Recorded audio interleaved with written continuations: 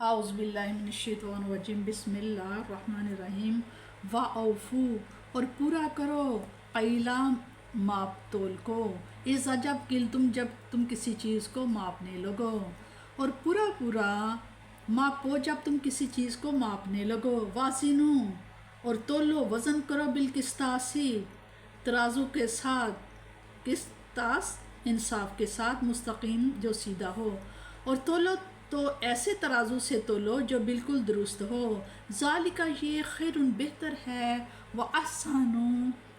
اور اچھا ہے طویلہ اس کا طویل یعنی کہ انجام اور اس کا انجام بھی بہت اچھا ہے اور لانا تقفو اور نہ پیروی کرو ما جو لیسا نہیں لگا تمہارے لیے بھی علم جس کا تمہیں علم نہیں اور نہ پیروی کرو اس چیز کی جس کا تمہیں علم نہیں ان السمع بے شک سمع کان والبصرا اور آنکھ والفؤادا اور دل کلن تمام یا سب کے متعلق اولئکہ یہ وہ چیزیں ہیں جن کے متعلق کان ہے انہو اس سے مسئولہ ان چیزوں کے بارے تم سے سوال کیا جائے گا پوچھا جائے گا بے شک کان اور آنکھ اور دل ان سب کے متعلق تم سے پوچھا جائے گا ولا تمشی اور لانا تمشی اور نہ چلو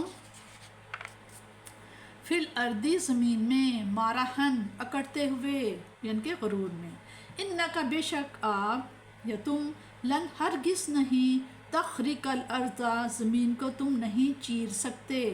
لن ہرگز نہیں تخرقا تم چیر سکتے ارضا زمین کو ولن اور ہرگز نہیں تب لغا پہنچ سکتے جبالا پہاڑ کی طولا بلندی تک اور نہ پہنچ سکتے ہو پہاڑوں کے برابر بلندی میں کلو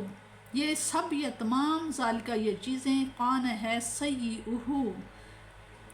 ہر بری بات ہے اندہ پاس ربی کا آپ کے رب کے پاس مکروہا سخت ناپسند ہے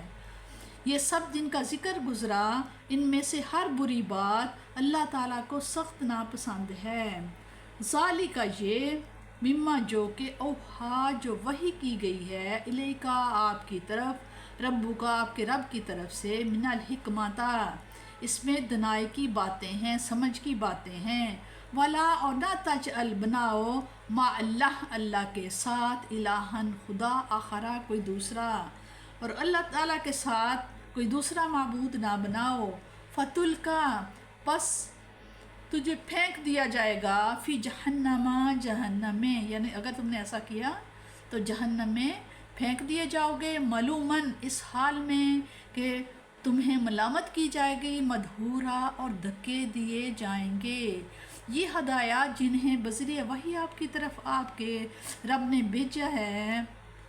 دنائی کی باتوں میں سے ہیں اور اے سننے والے نہ بنا اللہ تعالیٰ کے ساتھ کوئی اور معبود ورنہ تجھے پھینک دیا جائے گا جہنم میں اس حال میں کہ تمہیں ملامت کی جائے گی اور دھکے دیے جائیں گے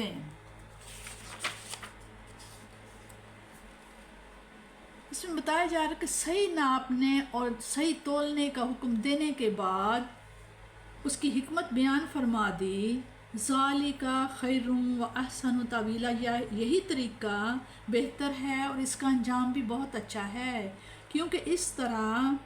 تمہاری ساکھ بیٹھ جائے گی گاہک تم پر اعتماد کرے گا تمہارا کاروبار چمکے گا اور تم مالا مال ہو جاؤ گے یورپ والوں نے قرآن کے بتائے ہوئے اس اصول پر سختی سے عمل کیا اور اپنی تجارت کو چار چاند لگا دیے اب دنیا بھر کے بازاروں ان کی مصنوعات سے بھرے پڑے ہیں اور دنیا بھر کی دولت ان کے قدموں میں کھچی چلی جا رہی ہے اور جب سے ہم نے کم تول کر اور کم ناپ کر دولت مند بننے کا طریقہ اپنایا ہے ہمارے کاروبار کا بیڑا غرق ہو گیا ہے بیگانے تو بیگانے ہوئے اپنوں کا اعتماد بھی ہم نے کھو دیا ہے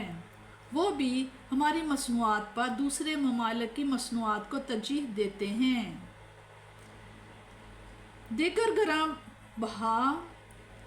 علماء نے مصطفیٰ صلی اللہ تعالیٰ علیہ وسلم کو یہ تعلیم بھی دی جا رہی ہے کہ وہم و گمان اور ظن و تخمین کے پیروکار نہ بنیں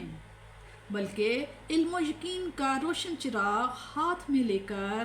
زندگی کے نشیب و فراز کو طے کرتے ہوئے منزل کی طرف بڑھتے چلے جائیں۔ یہاں بتایا جا رہا ہے کہ ملت کا ہر فرد اپنے تمام افعال کے لیے اللہ تعالیٰ کے حضور میں جواب دہ ہے۔ اس کے دیکھنے کی قوتیں، اس کی عقل و فہم کی صلاحیتیں، ہر ایک کے بارے میں اس سے پوچھا جائے گا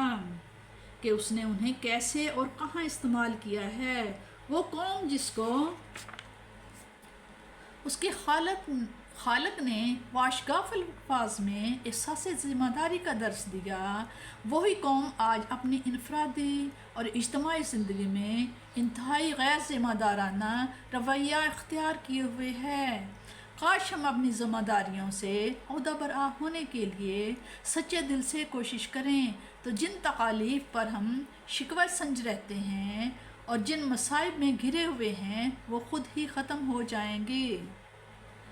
انسان کے غرور و تکبر کی بےہودگی اور لغویت کو کس عمدہ پیرایہ میں بیان فرمایا گیا ہے۔ ایک عربی شاعر نے کیا خوب کہا ہے، یعنی زمین پر چلتے ہوئے تواضع اور انکسار اختیار کر۔ کتنے لوگ جو تم سے بھی زیادہ بلند مرتبہ تھے اب شکم زمین میں مدفون ہیں۔ اگر تو آج معزز و محترم اور جاہ و سطوت کا مالک ہے تو کیا ہوا، تم سے پہلے کثیر التعداد قومیں بڑی پرہیبت تھیں لیکن اب موت کی نیند سو رہی ہیں۔